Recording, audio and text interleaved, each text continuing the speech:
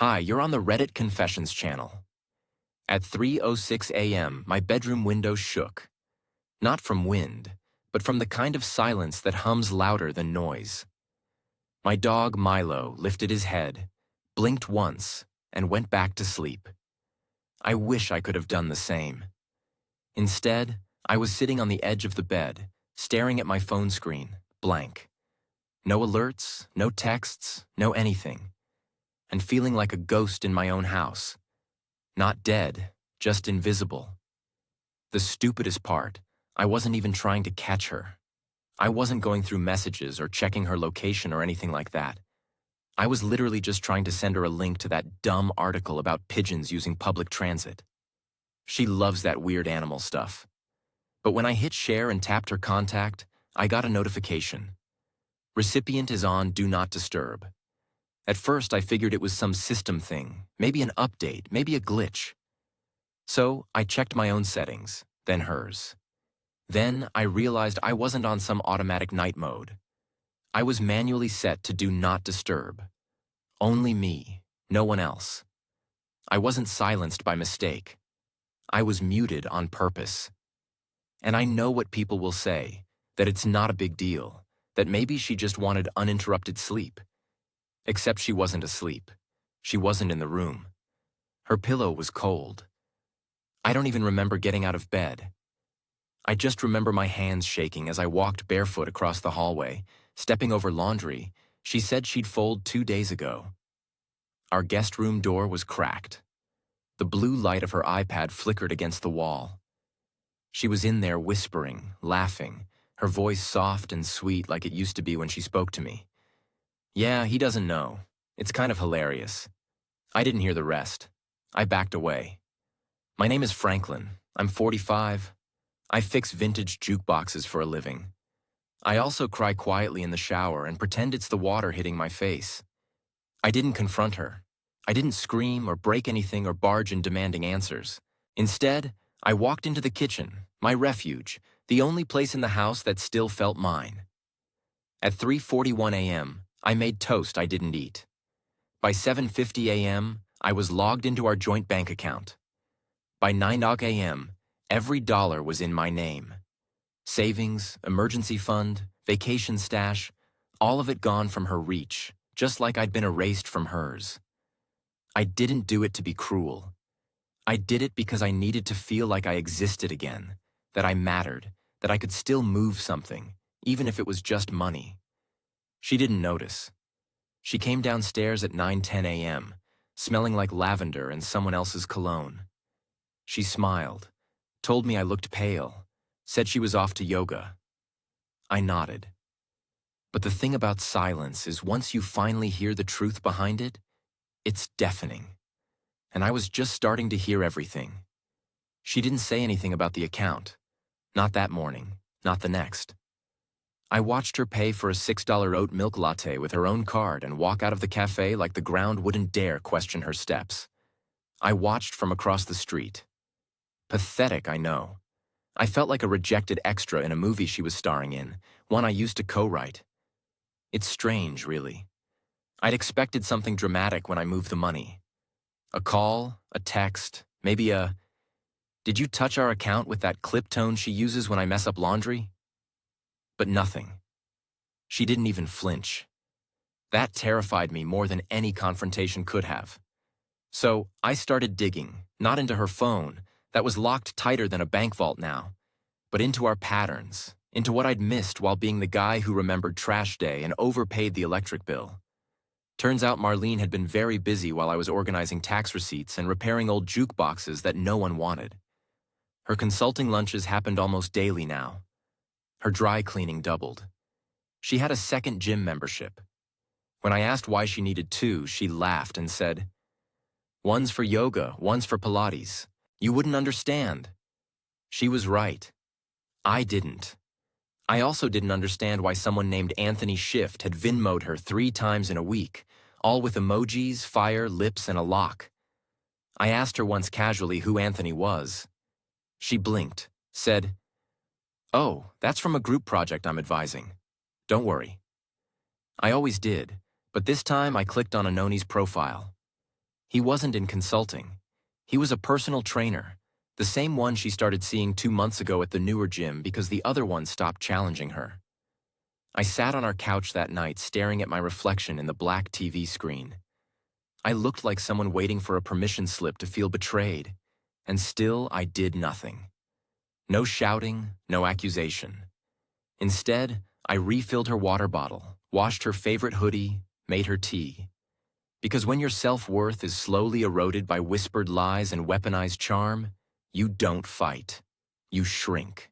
You apologize for existing too loudly. That's what I'd become. A background character to my own collapse. But something changed the next morning.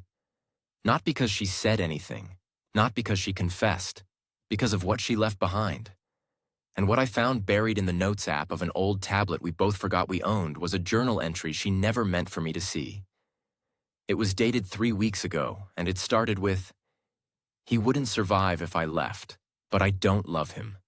I haven't in years."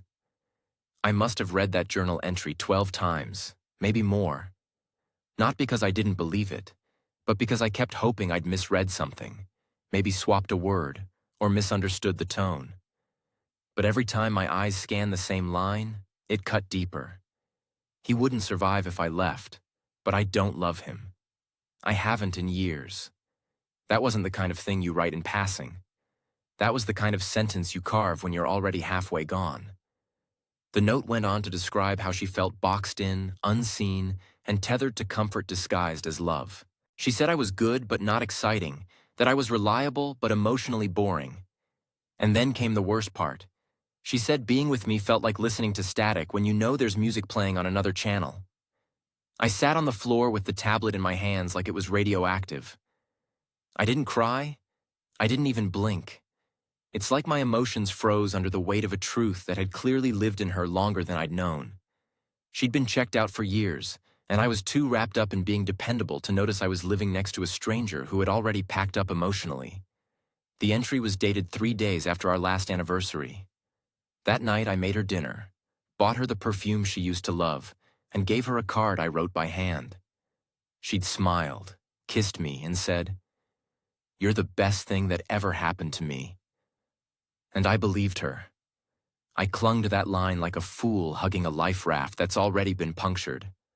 I didn't confront her. Not yet. I needed more than a journal entry. I needed certainty because if I was going to face this, I couldn't crumble mid-con conversation. So I did something I'm not proud of. I started tracking her. She left her iCloud logged into that same tablet and I accessed her location history. I told myself it was just to confirm what I already knew. The next afternoon, she told me she had a late client meeting across town. She left around 4:00 p.m. dressed casually, no makeup, said it was a strategy session. Her location pinged about 30 minutes later, nowhere near an office, but in a quiet suburban neighborhood on the east side of town, a place we'd never been together. I stared at that dot on the map for a long time, wondering what I'd see if I drove over there. But I didn't. I couldn't. Instead, I sat in our dim kitchen and waited. She came back around 8 p.m., humming some song like she'd just come from a spa retreat. She smelled faintly of someone else's cologne again. When I asked how the meeting went, she smiled like nothing in the world was wrong and said, "Productive, long, but we made progress." I nodded. I asked if she was hungry. She said she already ate. I was going to let it go. I really was. But then I asked something I didn't plan to ask. "Did Anthony drive you?" She froze only for a second, but I caught it. Then she laughed. "What?" "No, of course not. Why would you ask that?" My heart pounded. I stared at her like I was trying to see past the shape of her face and into the truth. I wanted to believe her. I wanted her to be right, but I already knew she wasn't. I had screenshots, Vimo transactions, locations, the journal, but none of that hurt as much as what she said next, trying to cover her tracks. "You really should talk to someone, Franklin. This paranoia isn't healthy." After she told me I needed help, like I was the one losing touch with reality, something inside me collapsed. And I don't mean some dramatic emotional breakdown. I mean something quiet and permanent, like a floorboard giving out in the middle of the night. I nodded like a coward. I said nothing. I even made her tea afterward, chamomile with a little honey, the same way she used to make it for me when I had migraines. But she didn't notice that detail. She just scrolled her phone and smiled at something that clearly wasn't me. I didn't sleep that night. Again, I just sat on the couch replaying every conversation, every errand, every fake smile from the last 6 months like an investigator going through crime scene footage. And the worst part wasn't the lies she told me. It was how well she delivered them. She was flawless, effortless. Even the tone of her voice when she denied knowing Anthony had sounded warm and confused, like I'd asked if she'd ever met a giraffe named Bob. The next morning, I checked the bank account. She still hadn't noticed the money was gone. Or maybe she had and just didn't care enough to ask. That possibility stung worse. I didn't matter to her, not as a husband, not even as a financial resource. I was just noise in the background of her new life. That's when I remembered something from the journal entry. She wrote about taking steps to be free by spring. It was late March. Suddenly, everything felt like a countdown, and I was the only one without the script. Later that afternoon, she left for another one of her stretch classes, but her tablet was still plugged into the charger in the living room. Same one I'd found the journal on. I hesitated, genuinely hesitated, but then I opened it. Not out of paranoia, out of instinct. There was a new note. This one was short. Meeting the realtor tomorrow. If he signs fast, I'm keeping the condo. I felt sick. We own this place together. I'd put in the down payment. I was the one who'd patched the wall when the ceiling leaked, who repainted the cabinets, who installed every smart device she later locked me out of. And now she was planning to sell it out from under me. I didn't even know what "if he signs fast" meant. Was that about the realtor or some guy she was seeing? I couldn't keep up anymore. When she came home later that night, she was glowing. Her hair was tied up, cheeks flushed, eyes sparkling like she'd been laughing all day. She kissed me on the cheek like it was muscle memory and said, "Let's watch something funny tonight." I need to laugh. I wanted to scream. I wanted to grab her and demand an explanation for every lie. But instead, I nodded, picked a sitcom we'd seen a dozen times, and sat beside her like a well-trained ghost. The entire episode played without either of us laughing once. She fell asleep halfway through, and I stared at her wondering how many lies can fit inside one sleeping body. Tomorrow she was meeting the realtor, and I was done waiting for the collapse to finish me off. By morning, I had made up my mind. I wasn't going to sit around like furniture while she sold the life we built together behind my back. If she was going to treat me like an accessory, then I'd become the sharpest one in the drawer. I called my old friend Roy. We hadn't talked in a while, not since he moved out of state, but he was a real estate attorney who owed me a favor from a time I'd helped him move during a snowstorm. He picked up immediately. I told him everything. Not the dramatic parts, not the heartbreak, just the facts. Joint ownership, no divorce filed, no listing agreements I'd signed. He said what I hoped to hear. She can't sell anything without your signature. Not legally. The relief was momentary. It evaporated the second she walked into the kitchen like everything was normal and poured herself the last of the coffee without asking if I wanted any. She had that annoying bounce in her step, the one she used to get before a spa day or a beach trip. I could smell her citrus perfume from across the room. Her makeup was lighter than usual, natural, confident. She looked like someone preparing to impress. "You have any plans today?" she asked casually, eyes on her phone. "Not really," I said, keeping my voice even. She nodded. "Cool. I might be home late, meeting a client and then grabbing dinner." That word again, client. I wanted to ask if her client would be paying the dinner bill or if she'd be using our joint credit card, which she didn't know was now also frozen. But I didn't. I just smiled and said, "Hope it goes well."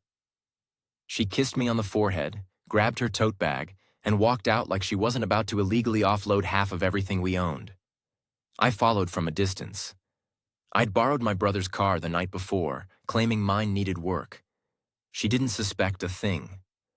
Her car pulled up to an office complex on the edge of town. Not a real estate office, a private suite. I parked across the street, heart pounding so loud I thought it might give me away. 30 minutes passed. Then I saw them. She stepped out with a man, not Anthony. This guy was older, dressed sharp, holding a black leather folder. She leaned in close, her hand brushing his chest. They laughed. Then she signed something on a clipboard he handed her. My stomach flipped. I didn't wait for them to leave. I snapped a photo from the car. Then I sent it to Roy. 10 minutes later, he called me. Frank, whatever she signed wasn't a sale agreement. It's either a rental or a transfer of representation, but you're still protected unless she forges your name. That hadn't crossed my mind until then.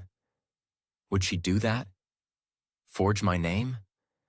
The woman I married 10 years ago wouldn't have. But the woman I lived with now, the one who whispered lies while drinking tea I made. I wasn't so sure anymore. By the time she came home that night, I had already pulled every document with my name on it into a locked drawer, changed every password, called the bank again just to make sure I was the only one with access. She walked in humming a tune. "You're in a good mood," I said, testing her. She grinned. Just a productive day. Then she sat down beside me on the couch like nothing had changed. But everything had, because for the first time in weeks, I was finally ahead of her. And the next thing I discovered would take this whole situation from betrayal to something darker, something I wasn't prepared for. The next morning started like the others, quiet, artificial, and polite. She acted like everything was fine. She even asked if I wanted eggs. That was new. For the past few weeks, she barely acknowledged my existence before noon. I told her no, and she shrugged, humming as she whisked something in the kitchen. I watched her trying to figure out what it was that made me feel like there was a stranger in my house wearing my wife's face. Same voice, same expressions, same tone, but none of it felt real anymore. Like someone memorized her role, but forgot the soul behind it. I needed air. I grabbed the trash bag on the way out. She smiled and said, "Thanks, babe." I think that was the moment I cracked. She still used the word babe as if we were still a team. As if she hadn't tried to sell the condo from under me, lied about meeting clients, and written in her secret digital diary that she didn't love me anymore. But I didn't say anything. I just nodded and walked out the door, except I didn't take the trash to the bin. I set the bag in the garage and opened it. I didn't know what I was looking for. I just knew I needed proof. Real, tangible evidence of who she'd become when she thought I wasn't watching. Inside was mostly normal stuff. Empty yogurt cups, receipts, a cracked makeup compact. But at the very bottom, wrapped in a paper towel stained with lipstick and foundation, was something that made me freeze. A crumpled envelope addressed to a name I didn't recognize. Mara G. Same handwriting as hers. Inside was a card. A thank you card. "Mara, thank you for introducing me to Paul. I owe you more than just coffee. You literally changed my life. He's everything I needed but didn't know I could still have." I read it again. Paul, not Anthony. Not even the guy from the office yesterday. Paul, another name. Another man. Another layer of deception. I sat in the garage for a long time. I tried to piece it together, but it was like trying to solve a puzzle while someone kept flipping the pieces over. Why was she writing thank you notes? Why was she so confident, so careless to throw it out without shredding it? Did she think I was that blind? Or did she want me to find it? I tucked the card into my jacket pocket and walked the trash to the curb. My hands were shaking, but I looked calm. I had to. I couldn't let her see the storm building inside me until I knew what direction it was heading. When I came back inside, she was on the phone. She quickly ended the call when she saw me. I pretended not to notice. She asked if I wanted to go out for lunch. Another first. I said yes. We went to a local diner, sat in a booth we used to love. She laughed at the waitress's jokes, complimented the food, and asked me about work. It was surreal, like having dinner with someone who'd rehearsed the role of loving wife the night before. I played along, nodding, smiling when needed, but inside my head, I was already planning. Later that night, after she fell asleep, I searched her closet. I know it sounds pathetic, but I had to. I needed to know what I was up against. I found a second phone. Cheap, prepaid, hidden inside a shoebox beneath old scarves. My chest went tight. I powered it on, no lock screen. The messages loaded quickly. There he was. Paul. And what he sent her last made my blood run cold. So, he still has no idea. When's the move-in date? Move-in date. She wasn't just planning to leave me. She was planning to disappear with him. I sat there with that burner phone in my hand for what felt like an hour. The glow of the screen was the only light in the room. I scrolled through their messages one by one, trying to make sense of the timeline.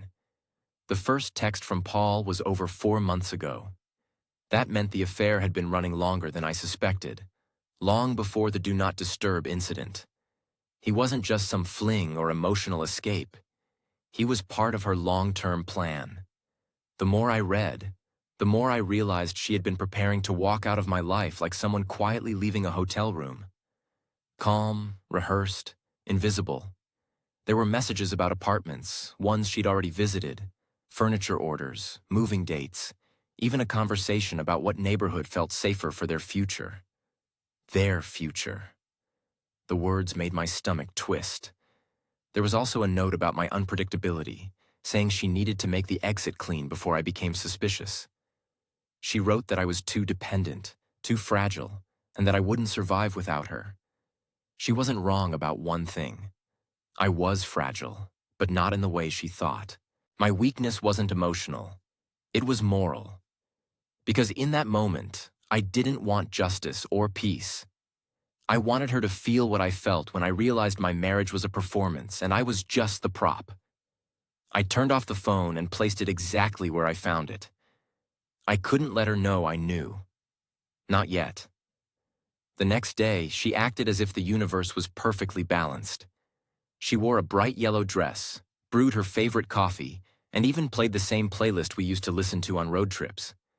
It would have been beautiful if it hadn't felt like the soundtrack to my own funeral. Around noon, she left for her supposed work meeting, and I followed again. This time, I didn't stay across the street. I parked 2 blocks away and walked. Her car was already there, parked in front of a beige townhouse with "For Rent" taped to the window, except the sign had been crossed out and replaced with "Rented." I stood behind a fence watching her laugh as she handed a man a folder. Paul, tall, clean-cut, the kind of guy who probably still ironed his socks. They hugged, and I felt something shift inside me. I wasn't angry anymore, just hollow. A man emptied out of everything that used to make him human. When she went inside with him, I walked away.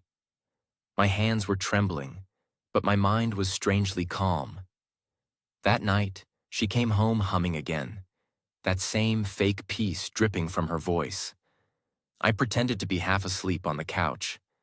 She looked at me for a moment, maybe feeling a trace of guilt, maybe wondering how much longer she had to fake this act. She whispered, "Good night," and disappeared into the bedroom. I didn't answer.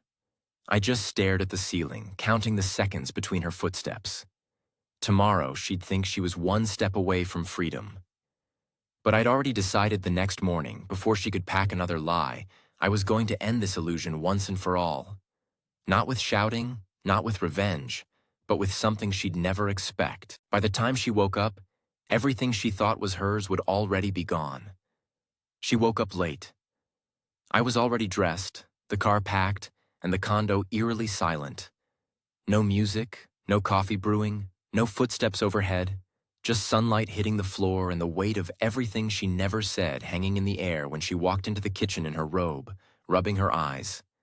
She looked confused, almost irritated, like I'd interrupted a routine she expected to run uninterrupted. She asked why I was dressed. I smiled calmly and said, "Check the bedroom." She didn't move at first. Then something must have clicked because her bare feet slid quickly down the hall. A minute later, I heard drawers opening, the closet door creaking, hangers scraping the metal rod. She came back with panic all over her face. "Where are your things?" "I left most of them," I said, zipping up my jacket. "I only took what was mine." "You're being dramatic," she scoffed, arms crossed. "You're moving in with Paul," I said flatly. She froze. Her lips parted slightly, and for a split second, I saw a real fear. Then came the performance. "Who told you that? That's ridiculous." "You did?" I replied, holding up the burner phone. She palled. "You went through my stuff. You planned a whole new life without telling me. I figured I was already a ghost, so why not haunt the truth a little?" She stared at me, eyes searching for leverage she no longer had. "You're overreacting. I wasn't going to leave until I figured everything out. But you already rented a place. I said you had a move-in date. You had furniture picked out. You wrote that I wouldn't survive without you. But I already have." Her jaw tightened. I expected yelling, tears, apologies maybe. But she just stood there defeated in silence, like she realized the final scene hadn't gone the way she rehearsed it. I transferred the condo into my name. I continued. Legally, Roy handled it. The money in our joint accounts, that's gone. I left you a portion in a new account. Fair is fair. The rest stays with me. You can't do that. I already did. She laughed bitterly, but it cracked in the middle. Wow. So, now you're the one disappearing. No, I said, stepping toward the door. I'm just finally waking up. I left before she could respond. 3 months have passed. I sleep better. I eat without that heaviness in my throat. I don't flinch when my phone buzzes in the middle of the night. And you know what the weirdest part is? I'm not angry anymore. I'm grateful because when she put me on Do Not Disturb, she gave me a gift. She made me listen to myself, to the silence, to the signs I'd ignored for far too long. I don't need revenge. I needed peace, and I found it without her. What moment in this story shocked you the most? Was it the second phone, the move-in plan, or something else entirely? Let us know in the comments. And if you've ever been silenced in a relationship, tell us how you found your voice again. You're watching Reddit Confessions, where the truth always